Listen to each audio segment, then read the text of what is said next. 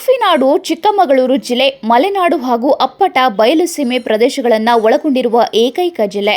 ಇಲ್ಲಿಗೆ ಪ್ರತಿನಿತ್ಯ ಸಾವಿರಾರು ಪ್ರವಾಸಿಗರು ಬಂದು ಹೋದ್ರೂ ಯಾವುದೇ ಪಾಶ್ಚಿಮಾತ್ಯ ಆಚರಣೆಗೆ ಒಳಗಾಗಿಲ್ಲ.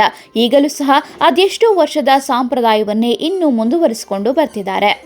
ಆ ಸಾಲಿಗೆ ಈ 7 ಗ್ರಾಮಗಳು ಸೇರುತ್ತೆ. ಅಲ್ಲಿ ಸುಮಾರು 7 ವರ್ಷಗಳ ನಂತರ ಈ ಹಗರಣ ಹಬ್ಬವನ್ನ ಆಚರಣೆ ಮಾಡ್ತಾ ಇದ್ದಾರೆ. ಹಾಗಾದ್ರೆ ಈ ಹಬ್ಬ ಯಾವುದು, ಆ 7 ಹಳ್ಳಿಗಳು ಯಾವುದು? ಬನ್ನಿ 7 ವರ್ಷದ ನಂತರ ಬಂದ ಸಂಭ್ರಮವನ್ನ ನಾವು ಅವರ ಜೊತೆ ನೋಡೋಣ. ಹೌದು, ಈ ಹಬ್ಬ ಕೇವಲ ಹಬ್ಬವಲ್ಲ, ಬದಲಾಗಿ ಇದೊಂದು ಬಲಿದಾನದ ಸಂಕೇತ. ಇನ್ನು ಹಬ್ಬವನ್ನ ಆಚರಣೆ ಮಾಡುತ್ತಿರುವ ಹಳ್ಳಿಗಳು ಮಲೆನಾಡಿನ ಸೆರಗಿನಲ್ಲಿದ್ದರೂ ಅಪ್ಪಟ ಬಯಲುಸೀಮೆ ವಾತಾವರಣದಲ್ಲಿರುವ ಗ್ರಾಮಗಳು. ಸುಮಾರು 7 ವರ್ಷಕ್ಕೊಮ್ಮೆ ಒಗ್ಗೂಡಿ ಐತಿಹಾಸಿಕ ಜಾನಪದ ಸೊಗಡಿನ ಹಗರಣ ಹಬ್ಬವನ್ನ ಚಿಕ್ಕಮಗಳೂರು ತಾಲೂಕಿನ ಹಿರೇಗೌಜ ಗ್ರಾಮದಲ್ಲಿ ಅದ್ಧೂರಿಯಾಗಿ ಆಚರಣೆ ಮಾಡಿದ್ದಾರೆ.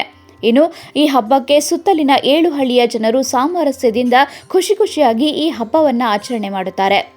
ಸಾದರಹಳ್ಳಿ, ಕರಿಸಿದ್ದನಹಳ್ಳಿ, ಕಾರೇಹಳ್ಳಿ, ಕುರಿಚಿಕ್ಕನಹಳ್ಳಿ, ಕೆಂಗೇನಹಳ್ಳಿ, ಹಿರೇಗೌಜ ಹಳ್ಳಿಗಳು ಈ ಜಾನಪದ ಹಬ್ಬವನ್ನು ಆಚರಿಸುವ ಪರಿ ಮಲೆನಾಡಿನಲ್ಲಿ ವಿಶಿಷ್ಟವಾಗಿದೆ. ವಿಜಯನಗರ ಸಾಮ್ರಾಜ್ಯ ಸೋತು ಸೂರೆ ಹೋದ ಕಾಲದಲ್ಲಿ ಬಳಲಿಕವ್ವನ ಕುಟುಂಬ ಈ ಭಾಗದಲ್ಲಿ ನೆಲೆ ನಿಲ್ಲುತ್ತದೆ. ಈ ಸಂದರ್ಭದಲ್ಲಿ ಬಳಲಿಕವ್ವನ ತಂಗಿ ಅನ್ಯ ಪಂಗಡದವರ ಮನೆಯಿಂದ ಅಡುಗೆ ಮಾಡಲು ಬೆಂಕಿ ತರುತ್ತಾಳೆ. ಈ ಕಾರಣಕ್ಕೆ ಬಹಿಷ್ಕಾರವಾದರೂ ಇಡೀ ಕುಟುಂಬ ಗ್ರಾಮಸ್ಥರ ನೆರವಿನಿಂದ ಊರಿನಲ್ಲಿಯೇ ನೆಲೆ ನಿಲ್ಲುತ್ತದೆ. ಬಳಲಿಕವ್ವನ ಮಕ್ಕಳಾದ ಕಲಿಬೀರಯ್ಯ, ಹುಲಿಬೀನಯ್ಯ ಊರ ಮಕ್ಕಳಿಗೆ ತೊಂದರೆ ನೀಡುತ್ತಾರೆ. ಇದನ್ನು ಸಹಿಸದ ತಾಯಿ ಮಕ್ಕಳಿಗೆ ತಮ್ಮ ಶೌರ್ಯವನ್ನ ಊರ ಮಕ್ಕಳ ಮೇಲೆ ತೋರಿಸದೆ ಕರೆ ಹರಿದು ತಂದು ತೋರಿಸಬೇಕು ಎಂದು ಸವಾಲು ಹಾಕುತ್ತಾಳೆ. ಇದನ್ನ ಸ್ವೀಕರಿಸಿದ ಮಕ್ಕಳು ಆ ಕಾಲದ ಶೌರ್ಯ ಸಾಹಸಗಳ ಸೀಗೆಯಿಂದ ಕರಿಹರಿಯುತ್ತಾರೆ.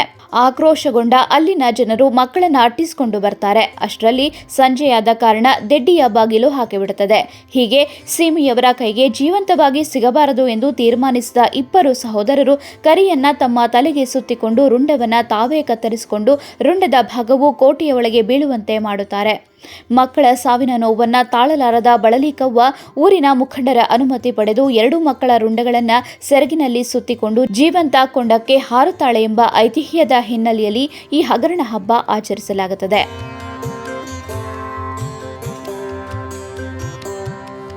ಬಯಲುಸೀಮೆಯ ಆಚರಣೆಗಳೇ ಹಾಗೆ ವಿಚಿತ್ರ ಅನಿಸಿದರೂ ಇದು ಸತ್ಯ. ಹಬ್ಬದ ಹಿನ್ನೆಲೆಯಲ್ಲಿ ಹಿರೇಗೌಜ ಗ್ರಾಮದ ಸುತ್ತ 6 ಕಡೆಗಳಲ್ಲಿ ಕುರ್ಜಿನ ಕಂಬಗಳನ್ನು ನೆಡುವ ಮೂಲಕ ಜಾತ್ರೆ ಮುಕ್ತಾಯವಾಗುವವರೆಗೂ ಸಾಂಪ್ರದಾಯಿಕವಾಗಿ ಹಲವು ನಿರ್ಬಂಧಗಳನ್ನು ಹಾಕಲಾಯಿತು. ಗ್ರಾಮಕ್ಕೆ ಬರುವವರು ಚಪ್ಪಲಿ ಹಾಕುವಂತಿಲ್ಲ, ವಾಹನಗಳ ಪ್ರವೇಶ ನಿಷೇಧಿಸಲಾಗಿದೆ, ಖಾಲಿ ಛತ್ರಿ ಹಿಡಿದು ಓಡಾಡುವಂತಿಲ್ಲ, ಗ್ರಾಮದ ಮನೆಗಳಲ್ಲಿ ಒಗ್ಗರಣೆ ಹಾಕುವುದು, ಕೊಡ ಬುಟ್ಟಿಗಳನ್ನು ತಲೆಯ ಮೇಲೆ ಹೊತ್ತು ತರುವುದನ್ನು ನಿಷೇಧಿಸಲಾಗಿದೆ.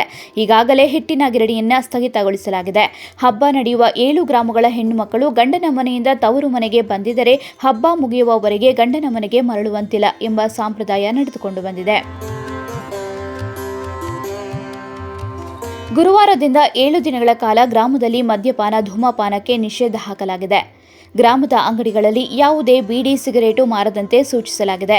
ಅಲ್ಲದೆ ಯಾರು ಕೂಡ ಈ ಗ್ರಾಮಕ್ಕೆ ಮದ್ಯಪಾನ ಮಾಡಿ ಹೋಗುವಂತಿಲ್ಲ. ಒಟ್ಟಿನಲ್ಲಿ ಬಯಲು ಸೀಮೆಯ ಈ ರೀತಿಯಾದ ವಿಶಿಷ್ಟ ಹಬ್ಬ ನೋಡೋಕೆ ಸಿಗೋದು ಅಪರೂಪವೇ ಸರಿ.